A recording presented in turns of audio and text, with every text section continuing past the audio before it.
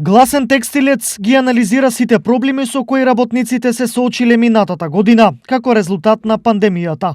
Тврдат, намерни грешки, пропусти и злоупотреби врз работниците имало многу.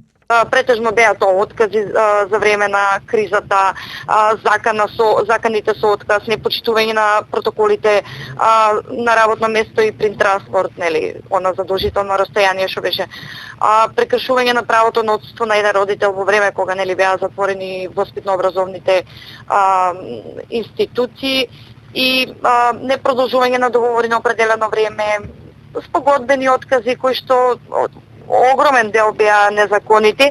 Целта на оваа анализа е утврдување на аномалиите, но и завземање позиција, истите да не се повторат и оваа година. Не може да кажат работничките и работниците немаме закон, никој не стои зад нас. Не е точно. Значи постојат закони, само едноставно велеме не се потпишувајте, реагирајте. Нашите телефонски броеви на други невладени организации, на Државен инспекторат за труд постојано. Значи страната на Гласен текстилец постојано објавува броеви кај што све може да се обратите за прекршување од работен однос.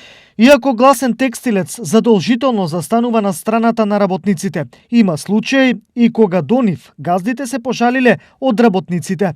Што во таков случај? Во 2 години, ајде ќе речам дека имаме 4 јавувања од работодавачи, кои сакале да стапат во контакт, сакале да ја кажат нивната страна од приказната и слично.